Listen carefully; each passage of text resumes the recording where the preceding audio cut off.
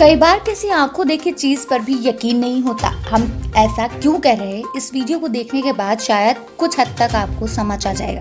Railway platform पर माँ अपने छोटे से बच्चे के साथ हाथ पकड़कर जा रही। अचानक बच्चे का हाथ माँ के हाथ से छूटता है और वो जाकर सीधे ट्रैक पर गिरता है।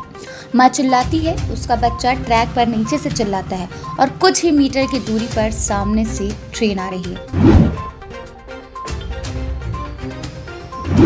अमेरिका के पूर्व राष्ट्रपति डोनाल्ड ट्रंप ने देश के मौजूदा राष्ट्रपति जो बाइडेन से अनुरोध किया है कि कट्टरपंथी इस्लामी आतंकवाद से देश को बचाने की खातिर वो कुछ मुस्लिम देशों पर पहले लगाए गए यात्रा प्रतिबंधों को पुनः बहाल करें।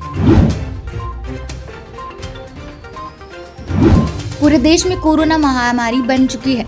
उत्तर प्रदेश में भी हालात बेकाबू हो चुके। प्रदेश की राजधानी लखनऊ का सबसे बुरा हाल है। लोगों को नहीं पता कि कहां जांच करानी है। मरीजों को अस्पताल में बेड नहीं मिल रहे।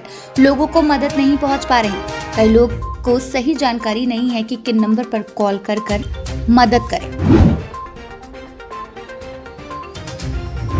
वाराणसी के विख्यात neuro surgeon doctor Vivek Sharma को कोरोना वायरस से संक्रमित की मौत की खबर इस दिनों सोशल मीडिया पर वायरल हो रही। जब इस वायरल वीडियो की हकीकत जानने के लिए उनके पत्रकार मित्र बलिया निवासी अरविंद पाठक ने फोन से संपर्क किया तो हक्का बक्का रह गए और सामने से आवाज डॉक्टर शर्मा की दी। कुशल क्षेम जानने के बाद श्री पाठक ने इस तरह की अफवाहों में संलिप्त सभी समाज विरोधी तत्वों की नकेल कसने हेतु उत्तर प्रदेश सरकार से गुहार लगाई, जिससे आने वाले दिनों में सामाजिक सौहार्द पर किसी तरह की आंच न आ पाए। छत्तीसगढ़ में सुकमा जिले के नक्सलियों का आतंक जारी है। मृतकों में एक 21 वर्षीय युवक और दूसरा 15 वर्षीय युवक है। नक्सलियों ने दोनों को जंगल में ले जाकर हत्या कर दी। आरोप है कि दोनों पुलिस के लिए मुखबरी करते थे।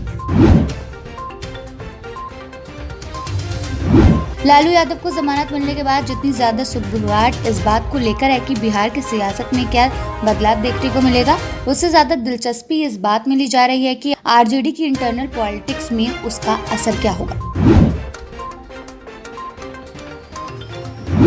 दिल्ली में लॉकडाउन की घोषणा होते ही प्रवासी मजदूरों का पलायन फिर से शुरू हो गया। आनंद विहार बस टर्मिनल और कौशाम्बी बस स्टैंड पर हजारों की संख्या में प्रवासी घर लौटने के लिए पहुंच गए। पिछले साल की तरह सैकड़ों किलोमीटर पैदल न चलना पड़े, इस वजह से पहले ही वे अपने गांव पहुंच जाना चाहते हैं।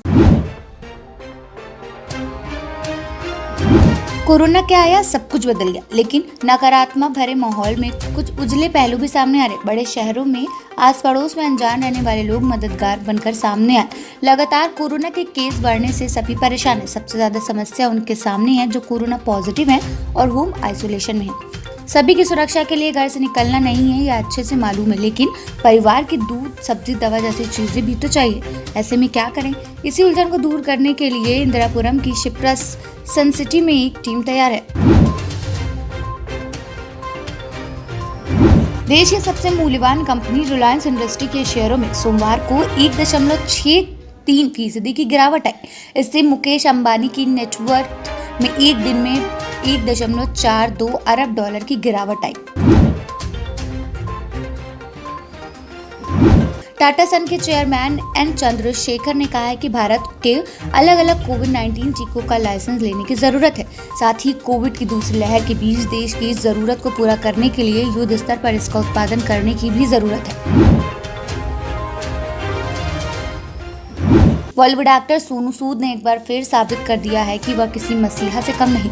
दरअसल इस कोरोना काल में वह एक बार फिर लोगों की मदद करने में जुट गए, जबकि वो खुद इस वायरस से जूझ रहे। अब ताज़ा मामला बेड उपलब्ध कराने का था और सोनू सूद ने बिना देर के 15 मिनट में बेड दिलवाने की बात कही।